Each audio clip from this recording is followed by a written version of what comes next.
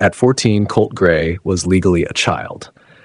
But after Judge Nicholas Prim weighed more than a year of planning, his obsession with past mass shooters and chilling jail calls about his online fame, he decided Gray must never breathe free air again. The defense argued childhood trauma, mental health struggles, and youth left room for rehabilitation. The judge firmly rejected that plea. So what evidence convinced him this was permanent incorrigibility, not temporary teenage immaturity? And why did he choose life without parole? Right. So after Colt Gray's sudden guilty plea, the court was no longer sitting there deciding whether or not he committed the crimes. That part was completely over. Instead, Judge Prim faced a far more difficult question. Should someone who acted at just 14 years old ever be allowed to ask for freedom? I see how people can split on this. On one side, you have a kid. On the other, you have 4 lost lives. We really have to stop and think about the human cost here. When we talk about life sentences and parole boards, it is so easy to get lost in the legal mechanics. But real people didn't come home that day. Mason Schermerhorn and Christian Angelo were just kids, 14 years old, with their entire lives stretched out ahead of them. Richard Aspinwall and Christina Irimi were educators, people who dedicated their lives to shaping young minds. You hear those names, and it grounds you. It reminds you why this courtroom was so emotionally charged. The families were sitting right there in the gallery, listening to arguments about a shooter's brain development, while they were just trying to figure out how to wake up the next morning without their loved ones. One detail quickly changed the entire direction of the sentencing hearing. According to prosecutors, recorded jail calls showed Gray closely following his growing online popularity. They said he discussed fan art and actually celebrated gaining more attention than another past attacker. Wow. Just think about that. 3 specific revelations explain the final sentence: the bedroom shrine and evidence of long-term planning, those jail calls that completely shaped the judge's view of his remorse, and the actual legal rule that allows life without parole for a juvenile. But did that evidence truly prove Gray could never change? Or did the court make a permanent decision about a 16-year-old's entire future? Let's break down exactly how it happened. On July 28, 2026, Judge Nicholas Prim sentenced 16-year-old Colt Gray to 4 concurrent life sentences without the possibility of parole. 4 days earlier, on July 24th, Gray had walked in and entered a non-negotiated guilty plea to all 55 charges against him. In the legal world, a non-negotiated plea is exactly what it sounds like. There were no backroom deals. The court said there was no signed agreement with the district attorney guaranteeing a lighter punishment in exchange for an admission of guilt. The defense just chose to plead guilty and basically throw Gray on the mercy of the court. This unexpected plea completely removed the need for the massive trial that everyone was preparing for in October. But taking responsibility right then did not shield Gray from the heaviest punishment the state had available. Because he was only 14 years old on September 4th, 2024, when the shooting at Apalachee High School took place, the death penalty was completely off the table under Georgia state law. The judge really only had 2 options. He could give Gray life with the possibility of parole, meaning a parole board would review his case decades down the road to see if he had changed. Or he could give him life without parole, ensuring Gray would leave prison only in a casket. Now, the law did not force prosecutors to pass a specific separate test called permanent incorrigibility. However, past Supreme Court rulings clearly state that when judging a juvenile, a judge has to consider the defendant's youth. If we look at how the Supreme Court views juveniles, it's actually really fascinating. They recognize that a 14-year-old brain is basically under construction. The court has to have the power to hand down a lesser sentence because we know teenagers' brains are still developing. The defense really pushed this angle. They argued that because Gray was so young, his brain hadn't fully formed the capacity to grasp long-term consequences. They painted a picture of a kid dealing with severe mental health struggles and childhood trauma, basically arguing that his youth left room for rehabilitation. They were asking the court to look at him not as a finished product, but as someone who could eventually be fixed with decades of intervention. I see why that's a tough call for a judge. You are being asked to predict who a person will be in 40 years. Judge Prim absolutely had that choice. He had the authority to leave the door open for parole.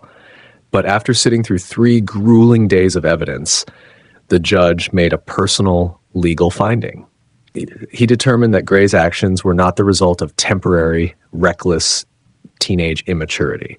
The judge ruled that the crime reflected a lasting, permanent incorrigibility. The timeline of the plea really sent a shockwave through the legal community.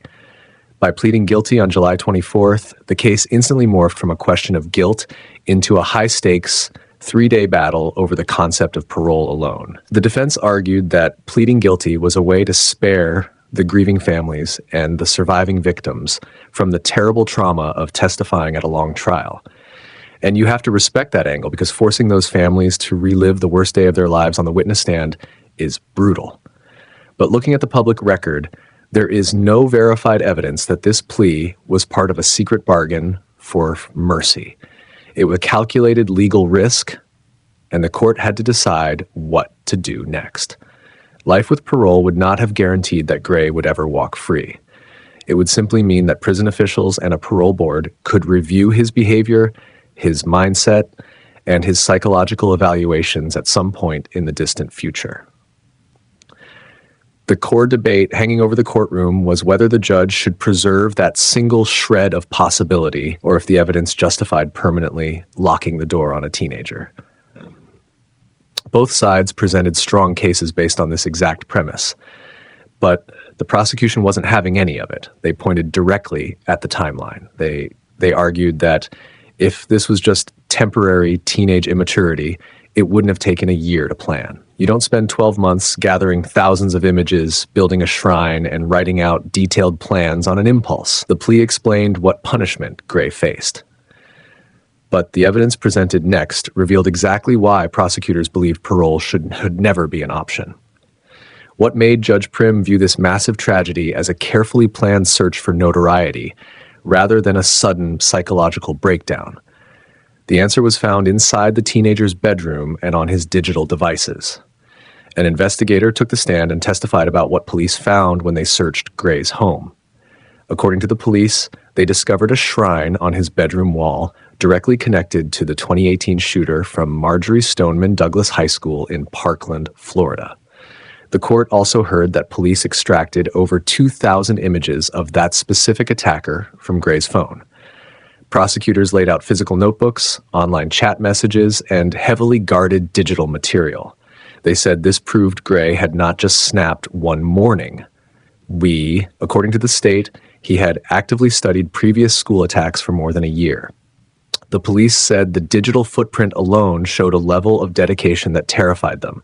The state argued forcefully that Gray had become deeply embedded in a dark corner of the internet known as the true crime community. And we really need to talk about this true crime community aspect because it is wild. The state presented evidence that there are pockets of the internet where people don't just study these tragedies, they actually celebrate them. Prosecutors said Gray was fully tapped into this. They submitted evidence showing that within certain online circles, users glorified mass attackers and even created fan art to memorialize them. District Attorney Brad Smith stood before the judge and argued that Gray's motive had absolutely nothing to do with being bullied at Apalachee High School. It was not a personal dispute with another student. Judge Prim agreed with the prosecution on this point, stating clearly that Gray did not even know his victims. The attack was executed purely for infamy. I mean, wow. It shifts the entire perspective when you realize it wasn't about anger toward a specific person, but just a dark desire to be known. This distinction between an impulsive reaction and calculated planning became the absolute blueprint of the prosecution's case. District Attorney Smith presented claims that Gray had deliberately planted details, what the state referred to as Easter eggs, intended to be noticed by police and discussed by his online community long after the shooting was over. The judge looked at the shrine, the thousands of saved photos, and the detailed writings, and saw imitation. He saw a desire to be remembered. When the court looks at a juvenile, they're looking for signs of impulse. They're looking for a lack of fully formed decision-making. But the prosecution pointed to all this evidence and basically said, look at the time and effort put into this. The public debate quickly centered on the digital evidence. Did a teenager's online obsession with true crime legally prove that he was permanently dangerous and completely beyond saving? Or did the presence of a mass shooter shrine on a bedroom wall prove that the adults in his life completely missed massive blinding warning signs while intervention was still very much possible? The defense leaned heavily into the idea that the adults failed him. But the physical evidence proved what prosecutors believed Gray wanted before he walked into the school. But what happened after his arrest raised even darker questions for the court to answer. The shrine and the digital evidence showed what prosecutors believed Gray wanted before the attack. But his words while sitting in custody raised an even darker question. How did he feel after achieving that attention? When you sit down and look at cases like this, it is natural to ask how a kid gets to that point. The defense team, led by attorney W. Charlton Allen, stepped up to answer that, and they presented a deeply researched argument for why Judge Prim should preserve the possibility of parole. They didn't stand there and try to minimize the horror of the crime. They couldn't. Instead, they built a narrative around profound neglect. According to the evidence submitted by the defense, Gray grew up in a highly unstable environment. His home life was defined by parental substance misuse, severe financial hardship, family separation, and this crushing isolation. Most importantly, the defense argued that adults repeatedly missed huge opportunities to get him the mental health care he so clearly needed. A forensic psychologist actually testified on behalf of the defense.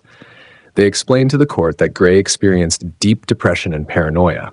However, the doctor clarified that Gray was not diagnosed with schizophrenia. They drew a firm line between severe trauma-induced mental illness and a complete break from reality.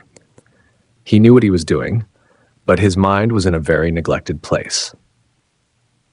The defense then presented institutional records showing Gray's behavior once he was placed into state custody. Away from his broken home, the defense noted Gray actually followed the rules. He attended his required appointments, he participated in juvenile programs, and his behavior visibly improved once he was finally given basic structure, separation from his family's influence, and proper medication.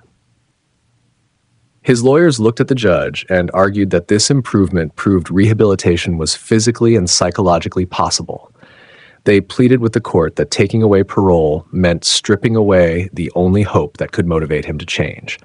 I see their point from a legal perspective. If you tell a 16-year-old his life is permanently over, what incentive does he have to ever try to be better? But then, the prosecution introduced the jailhouse communications, and the entire mood shifted. The state brought up recorded phone calls between Gray and his mother while he was in custody awaiting trial. According to the evidence presented by the prosecution in court, Gray repeatedly asked about the online reactions to his crime. He asked about the social media attention he was receiving. He specifically wanted to know about fan art being made about him in those dark online communities. In one call described by the state, he actively celebrated the fact that he was becoming more popular online than another well-known attacker. Wow. Just wow.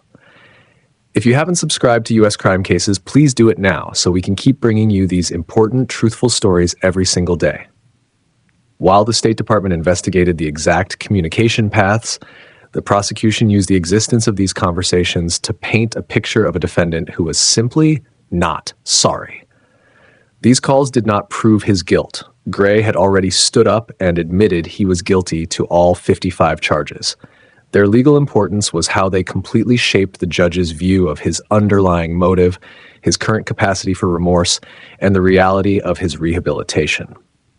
The defense showed that Gray had been failed by the adults in his life. Judge Prim looked directly at the teenager and openly accepted that fact. He stated clearly on the record, "You were failed by each of your parents. You were failed by your extended family." But the judge drew a hard legal line, ruling that those failures did not outweigh Gray's deliberate choices. Connecting the teenager's post-arrest interest in fame with the notebooks and the Parkland shrine found in his bedroom, Judge Prim viewed the behavior as a point of pride rather than a sign of a troubled kid looking for help. Judge Prim told Gray exactly why the defense's argument for parole was failing right then and there. He said, "You do not seem to be tormented by what you did. You seem to relish following in the footsteps of the murderers you idolize. You aren't racked with guilt. You're proud of yourself." The judge ultimately classified the crime as deliberate, contemplated evil. The calls damaged the defense's argument, but before deciding the sentence, the judge also heard directly from the people who would live permanently with Gray's choices. This is the part that really hits you. You have to remember that behind all the legal maneuvering and psychological evaluations, real families lost their whole worlds that day. During the 3-day hearing, the courtroom was filled with the heavy reality of victim impact statements. Relatives of 14-year-old Mason Schermerhorn, 14-year-old Christian Angelo, 39-year-old teacher Richard Aspinwall, and 53-year-old teacher Christina Irami stood before the court. Survivors of the attack also took the microphone to describe how the tragedy permanently changed the trajectory of their lives. Several of the speakers looked at Judge Prim and specifically asked him to impose life without the possibility of parole. Brianna Schermerhorn, the grieving mother of Mason, gave a statement that silenced the room. She told the court that for the sake of her own physical and mental well-being, she was actively trying to release the hatred she held in her heart. But she made one legal and personal point unmistakably clear to the judge: "I do not forgive Mr. Gray." Right? You can feel the absolute weight of that. Shayna Aspinwall, whose husband Richard was murdered while trying to protect his students, approached the podium with a powerful legal argument against leniency. She argued that granting life with the possibility of parole wouldn't just be a mercy to the shooter, it would be a lifelong punishment for the victims' families. She explained that if parole remained an option, the families would be forced to repeatedly return to parole hearings every few years, reopening their trauma and reliving the worst day of their lives just to fight to keep him behind bars. After the families finished speaking, the legal process dictated that Colt Gray be given the opportunity to address the court. He had the absolute right to make a statement, to apologize, or to explain himself. Gray declined to speak. He just sat in silence. For the people watching the trial on television or reading the news, that silence might have cemented their view of him. But legally, a defendant's silence is not proof of anything. It cannot be used as legal proof that he lacked remorse. In the justice system, defendants may remain silent for dozens of legal reasons, usually on the direct advice of their attorneys. Declining to speak does not mean a confession of pure evil, and it does not automatically destroy a person's future appeal rights. The judge's decision was not based on Gray sitting quietly. The strongest evidence that drove the sentence came strictly from the established planning, the written notebooks, the custody behavior, and the premeditation that the state proved over 3 days. Gray's silence ended his chance to personally ask for mercy. When the court gave him the floor, he chose not to speak. He just sat there. Judge Prim's final words then explained exactly why mercy would not include any future chance of parole. Watching a teenager get escorted out of a courtroom to begin a permanent, lifelong sentence is an incredibly heavy thing to process. You look over at the families in the gallery, the people who lost everything, and you see the profound exhaustion in their eyes. They had just survived an agonizing legal process. But the legal fallout from the Apalachee high school shooting did not end when Colt Gray was led through those back doors. The justice system was not done, right? Because just 2 days later, on July 30th, 2026, Judge Nicholas Prim was back on that exact same bench. The courtroom looked exactly the same. The heavy grief in the air felt the same, but the person sitting at the defense table was different. This time, he was sentencing Colt's father, Colin Gray. A jury had previously listened to weeks of intense evidence and found Colin criminally responsible for the massacre. They didn't say he pulled the trigger, but they convicted him of second-degree murder, involuntary manslaughter, cruelty to children, and reckless conduct. The prosecution successfully proved in court that Colin Gray had purchased the AR-15 style rifle used in the attack and intentionally given his son access to it. And the state made sure the jury understood that he did this despite massive, heavily documented warning signs about the teenager's rapidly declining mental state. Police testified about previous investigations into school threats. I see how people hear that and feel a deep, overwhelming sense of anger.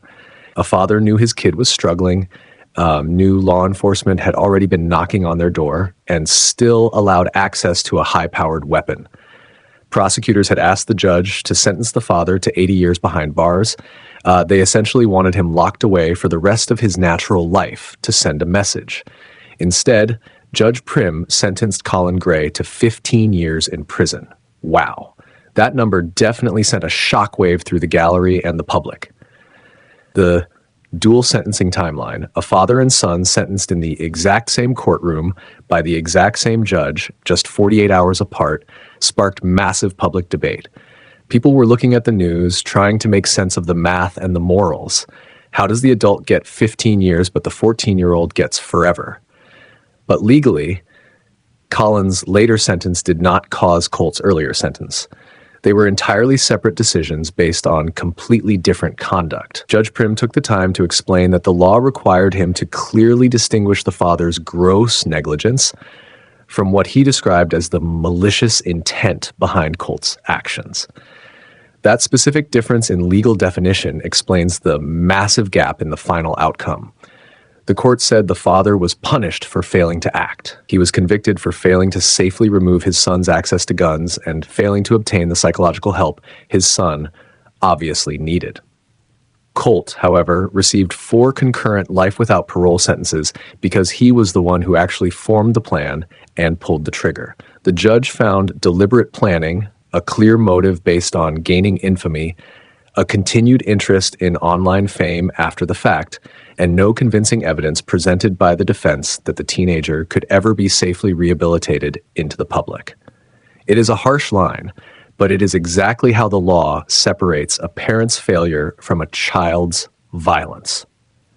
So legally, where does this leave Colt Gray today? He will remain under juvenile supervision until he turns 17. The system still has to classify him as a minor for just a little while longer. But the second he hits that birthday, at which point he ages out of the juvenile system, he will be transferred directly to an adult maximum security facility. The exact prison placement has not been publicly confirmed by the state yet, likely for strict security reasons. While his 4 life sentences run concurrently, meaning he serves them at the exact same time rather than back to back, each one independently carries the strict condition of no parole. He may pursue legal appeals through his attorneys because the justice system allows everyone that right. But unless a higher court steps in and completely overturns Judge Prim's ruling, he has no ordinary route to ever be released. He will spend his entire adult life inside a cell. The conclusion of these 2 highly emotional trials leaves the public and the entire legal community wrestling with incredibly difficult questions about justice, accountability, and the modern family dynamic in the courtroom.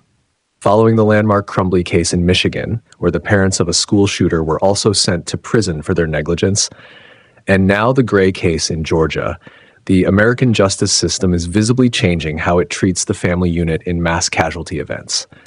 It used to be that only the shooter sat at the defense table. Now, the system is looking directly at the parents. This brings up the massive father-son accountability split. It is a conversation happening everywhere right now. If a court officially rules that a father was criminally negligent for providing the weapon and ignoring glaring red flags, does that legally lessen the son's individual accountability for executing the attack? Can parental failure explain how a 14-year-old reached the very edge of committing murder without reducing his personal responsibility? Judge Prim's answer was a definitive yes. The court fully acknowledged the trauma in the home. Gray was undeniably failed by the adults around him, but the court ruled that environmental trauma and bad parenting do not erase an individual's deliberate, calculated choices to take human life. You can be the victim of a deeply broken home and still be held fully accountable by the state for the irreversible harm you cause to others. That is the hard truth of the law. Another massive debate centers on the juvenile precedent. We have to look at how the prosecution so successfully met the Supreme Court's extraordinarily high legal threshold of proving permanent incorrigibility for someone who was just a sophomore in high school. It is incredibly rare and difficult to convince a judge that a child is permanently broken. The physical evidence of the Parkland shooter articles hanging on his bedroom wall and the 2,000 photos found on his phone proved to the court that this wasn't just an impulsive act born of sudden teenage emotion. It was long-term premeditation. Courts across the country are now being forced to figure out how to weigh a minor's involvement in extreme online subcultures.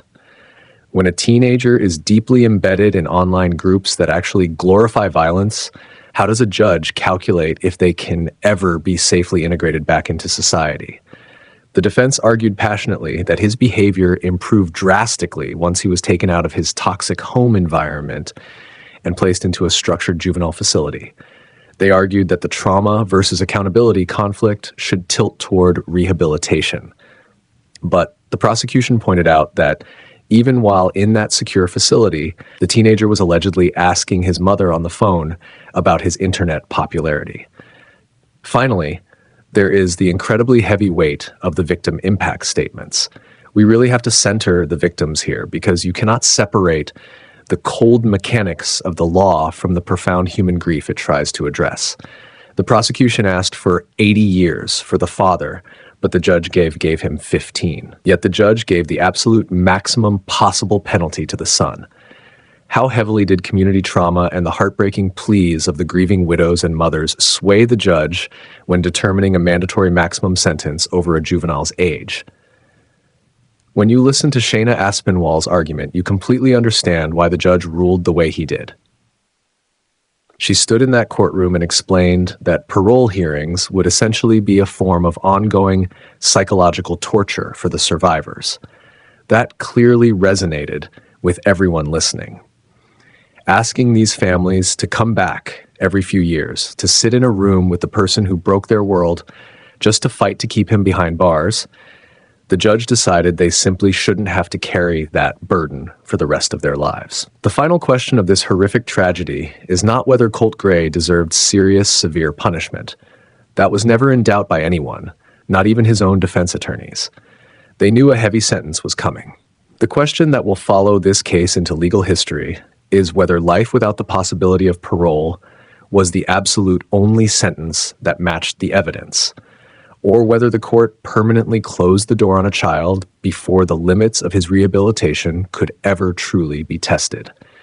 It is a complicated reality that we all have to sit with. Thank you so much for staying till the end of this story. If you want more truthful deep dives, please subscribe to U.S. Crime Cases.